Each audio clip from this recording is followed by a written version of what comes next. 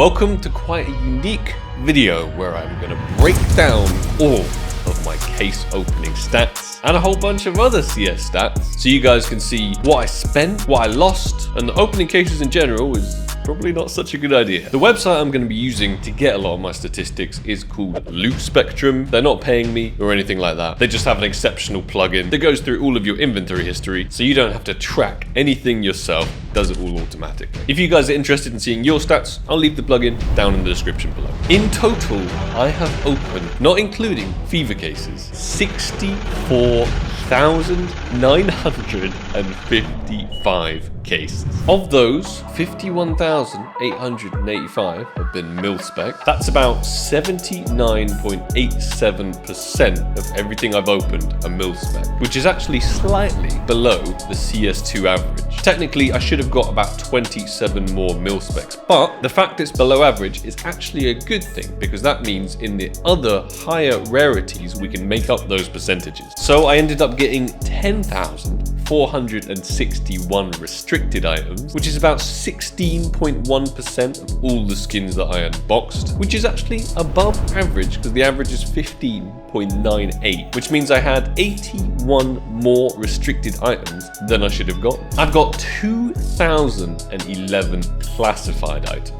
This unfortunately is slightly below the average being about 3.2%. Mr. Gaben owes us about 68 more classified items. In terms of the coverts, we got 418 total, which is exactly spot on with the average of 0.64%. And I got about 2 more than I should have. But in terms of the golds, the rare special items, I have unboxed 180 of these total, meaning a 0.2777%, which makes it higher than the average. We actually got lucky on the golds, the average being 0.26%. We should have gotten 168, so we got 12 more golds than we should have. The value of all of these golds added up together, $103,560, meaning the average gold that I get is about $575. For me, this average seems way too high because I've just got a bunch of gut knives in my mind, but the statistics don't lie. The first knife I ever unboxed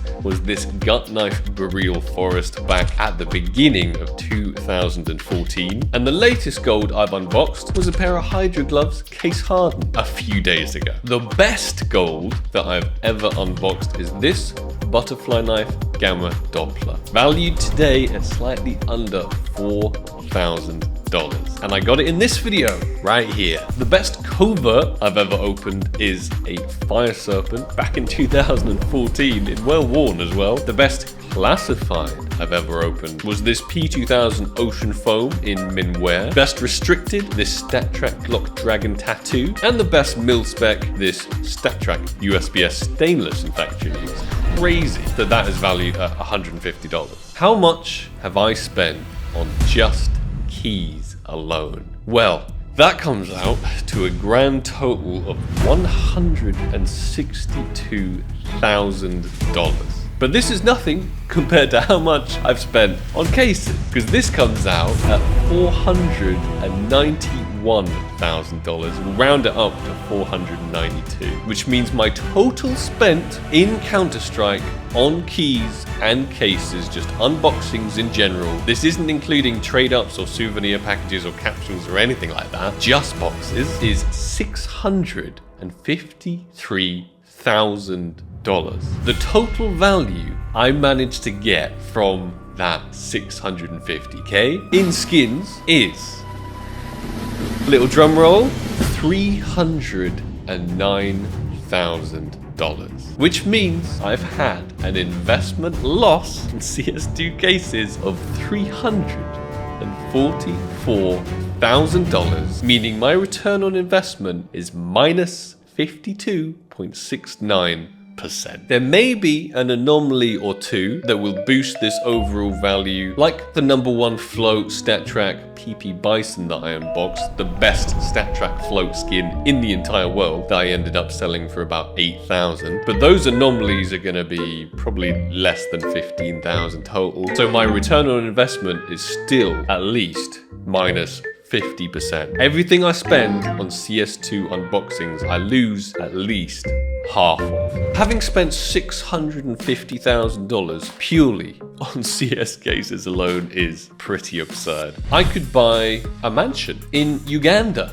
It looks pretty sick. I could buy at least 2 Lamborghinis. I've always wanted a Jacob & Co. Astronomia. I could buy a couple of those. And my favorite knife, the Karambit Fade, I could buy 216 of them. I think you get the idea. It's an absolutely ludicrous amount of money to have spent on Counter-Strike. My most busy unboxing year was 2024, where I unboxed 23,000 cases. It's right at the beginning of April right now, and I've already unboxed 9,000 cases. So 2025, we might even beat 2024 at this rate. My longest mil-spec streak, 62 mil-specs in a row. That's absolutely crazy. 9 restricteds in a row, 3 classifieds in a row, 2 coverts in a row, but unfortunately I've never got the back-to-back knife. I've only ever had a streak of 1. My most open case is the Revolution case, then it's the Dreams and Nightmares, then it's the Operation Phoenix, then the Shattered Web, then the Revolver. My luckiest case, however, is coming in at number 6, the Operation Broken Fan case. And I average 0.52% pulling golds in this specific case, which is about double the average. My unluckiest case, however, is the Falchion case with 0.08% gold ratio. That's pretty much all the stats I can think of for the case openings. That's not the only thing that I do on this channel. I also open souvenir packages, and my most active year doing that was 2022. This was the year I opened Stockholm 2021 Dust 2 souvenir packages non-stop until I got the gold arabesque. I literally ended up opening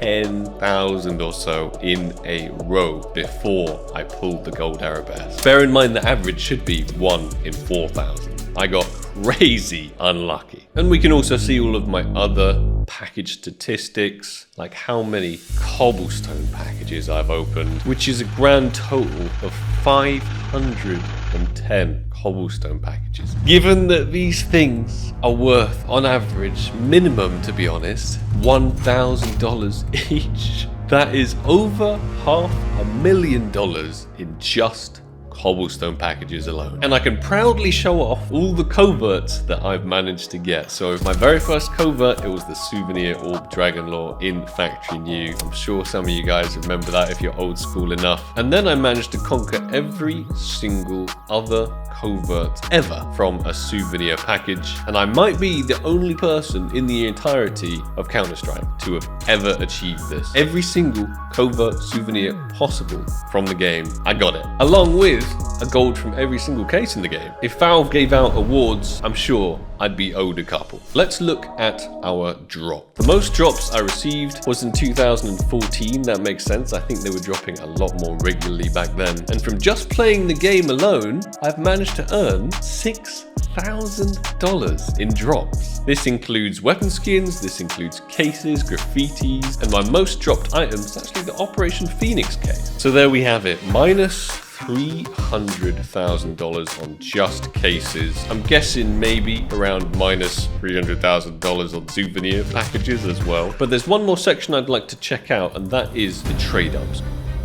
Because obviously I do a lot of those and they are very risky and expensive. With trade-ups, it's impossible to tell the money spent with a tool because different float skins have different values, and I massively overpay for low floats along with the rest of the community. So it also depends who's selling it, the rarity of the collection that they're selling, and how desperately I want or need it for the video. So I'll have to probably estimate that I've spent more on number 1 float trade-ups than I have opening cases. Cases tends to have a price ceiling. The most expensive case in the game, the weapon case 1, and that's just under $100. Whereas in some of my trade-ups, I've been paying $10,000 for one single input in the trade-up, for example, in the Dragonlore trade-up, making that one contract cost like $100,000 just by itself. And these trade-ups, I usually make them very, very risky. 10%, 20%. So I end up failing a hell of a lot of them. I invest a load of money and then my 10% doesn't hit and I'm left with blood in the water. So it's really all or nothing. The return on the trade-ups is way worse than the CS cases. I'd be happy with a minus 50% on the trade-ups, but it's got to be like maybe minus 80. I'd estimate personally that I've spent $1 million or so on just trade-ups. If I spent 650k on just cases and keys, then I think that's pretty accurate. And if we take maybe a 70 or 80% loss ratio of that, that means minus another, let's call it 700,000. And that's not even thinking about things like 2014 Katowice capsules, which I've paid a bunch of like 10k each for and gotten terrible stickers out of. So I have easily lost over $1 million, which is a pretty depressing statistic to think about. There's loads more advanced stuff that's going to be coming to Loot Spectrum soon, so feel free to check them out. They're a really, really useful tool, and you can join me in my depression, seeing how much you've spent and how much you've lost. Why do I continue to do this if I've lost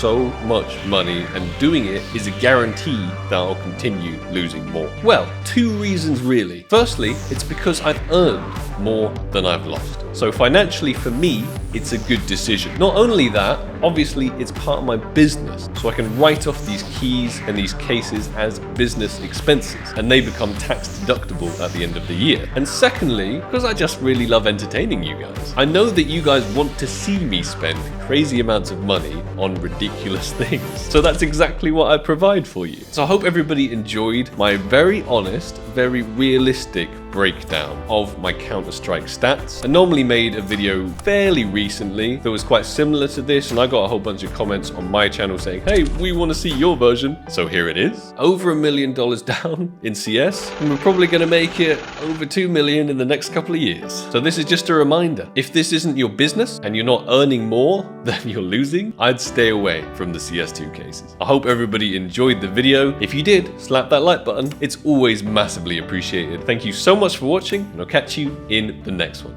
Take it easy. Peace.